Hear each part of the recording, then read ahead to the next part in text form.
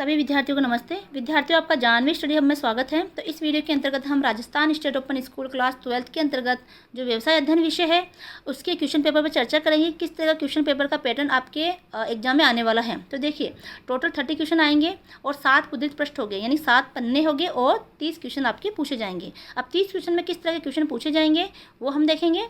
तो अभी आपको पता है कि आपके व्यवसाय अध्ययन का जो सिलेबस है वो चेंज हो चुका है। ठीक है, तो नए सिलेबस के अकॉर्डिंग ही आपका पेपर आएगा, लेकिन पेपर का जो पैटर्न है, तरीका है, वो इस आधार पर रखा जाएगा। तो पहले तो आपके एमसीक्यू पूछे जाएंगे जो कि आपके एक एक अंक के हो गए, और ये आपका जो पेपर है वो 100 मार्क्स का है। ठीक है, ये पेपर आपका 100 मार्क्स का रहेगा, है ना। और उसमें 3 घंटे आपको पेपर करने के लिए मिलेंगे। तो ये 1 नंबर का रहेगा। ठीक है, पहला प्रश्न जो भी है, जो एमसीक्यू वाले प्रश्न है वो 1 नंबर के रहेंगे, तो उसमें आपको विकल्प चुनने पड़ेंगे, जो भी आंसर रहेगा। तो इस तरह से आपके क्वेश्चन पूछे जा रहे हैं। जैसे कि प्रबंधन का प्राथमिक कार्य क्या है। प्रबंधन का प्राथमिक कार्य जो होता है योजना बनाना होता है। तो इस तरह से आपके क्वेश्चन है, तो आप अच्छे से पढ़ के जाइएगा। तो ये जो क्वेश्चन है टोटल आपके जो एमसीक्यू वाले हैं वो आपके 10 क्वेश्चन एमसीक्यू में पूछे जाएंगे। 10 क्वेश्चन आपके जो है ये 10 क्वेश्चन आपके 1 नंबर के रहेंगे, जो कि आपके बहुविकल्पी रहेंगे। उसके बाद में प्रश्न संख्या 11 से, अब 11 से आपके जो प्रश्न स्टार्ट होने लगे लघुतात्मक प्रश्न है, जो कि आपके 3 अंक का होगा, यानी प्रत्येक क्वेश्चन आपका 3 अंक का होगा। जैसे कि पूछा गया है व्यवसाय पर्यावरण की कोई 3 विशेषता लिखिए, तो व्यावसायिक पर्यावरण की अपने 3 विशेषता आपको लिखनी है। तो 3 विशेषताएं क्या हो गई, तो एक एक विशेषताओं का 1-1 नंबर इसमें आपको मिलेंगे।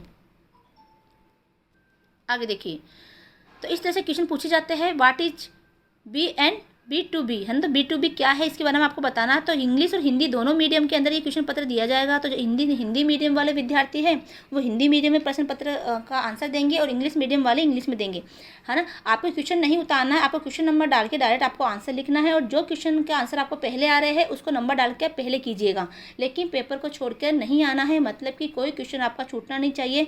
समय का ध्यान रखते हुए आपके सारे क्वेश्चन का आंसर आपको देना है ना। इतना ज़्यादा कुछ हार्ड नहीं है। आपके जो चैप्टर है उस चैप्टर में से आप ज़्यादा भी है तो 80% भी पढ़ के चले जाओगे ना, तो भी आपके आसानी से नंबर आ जाएगा। तो इस तरह से आपको तैयारी करनी है।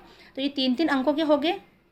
जैसे साझेदारी और संयुक्त पूंजी वाली कंपनी में कोई 3 अंतर बताइए। साझेदारी क्या होती है, संयुक्त पूंजी वाली कंपनी क्या होती है ना। आपकी राय में रिक्त पदों के संबंध में सूचना के विभिन्न स्रोतों में किन्हीं 3 को समझाइए कि रिक्त जो पद होते हैं उसकी सूचना में कहाँ कहाँ देनी होती है। कार्यशील पूंजी को समझाइए, कार्यशील पूंजी क्या होती है ना। तो इस तरह के प्रश्न है। तो ना यही प्रश्न आपके जरूरी नहीं है ये प्रश्न है, क्योंकि सिलेबस चेंज है। अब आपको अपने उसी चैप्टर के अनुसार ही आपको तैयारी करनी है। उसके पीछे के जितने भी प्रश्न हैं उन प्रश्नों को याद करके जाइएगा, उन्हीं में से क्वेश्चन पूछे जाते हैं।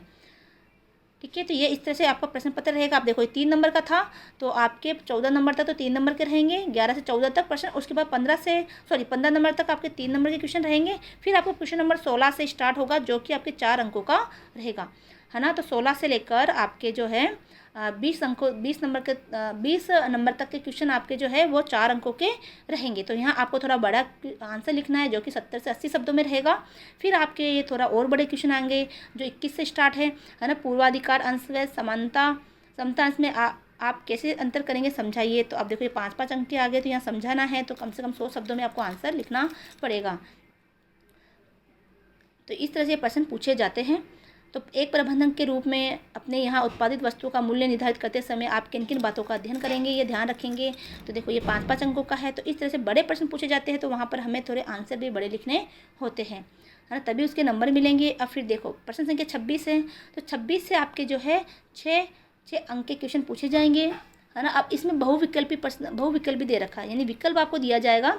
अब विकल्प क्या है कि आप इसमें से, यानी कि ये और ये, इन दोनों में से आप एक क्वेश्चन कर सकते हो, है ना। अथवा दे रखा है, या तो आपको ये अच्छे से आ रहा है तो ये कीजिए, अगर इनमें से ये नहीं आ रहा तो अथवा में जो क्वेश्चन दे रखा होगा वो आप करके आइएगा। ठीक है, तो ये 6 अंक का रहेगा। जो निम्नात्मक क्वेश्चन है इसका आंसर निम्नात्मक रूप से देना है। कम से कम आपके है ना 100 से ज़्यादा शब्दों में आपका आंसर देना होगा। ठीक है, आप देखो नियंत्रण क्यों आवश्यक है और किन्हीं 6 बिंदुओं को स्पष्ट कीजिए। तो इस तरह के क्वेश्चन पूछे जाते हैं जिन क्वेश्चन के अंदर, यानी जिस प्रश्न के अंदर 2 प्रश्न पूछे गए हैं। जैसे ये प्रश्न है, इस तरह का कोई प्रश्न है, या इस तरह का कोई प्रश्न है। ठीक है, कि इसमें इसकी आवश्यकता क्यों है वो भी लिखनी है, और उसके 6 बिंदुओं को भी स्पष्ट करना है।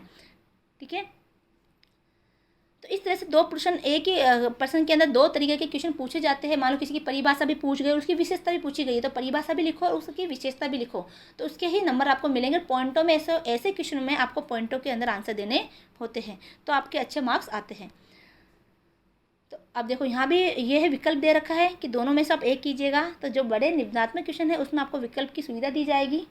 ठीक है, तो ये देखिए है ना, इस तरह से क्वेश्चन है। पूंजी संरचना को निर्धारित करने वाले के नीचे कारकों को स्पष्ट कीजिए। तो इसके संबंधी को जो है इस विषय से संबंधित जो नए सिलेबस है उसके अकॉर्डिंग जो कुछ इंपॉर्टेंट क्वेश्चन है उसकी वीडियो में हम जल्द लेके आने वाले हैं।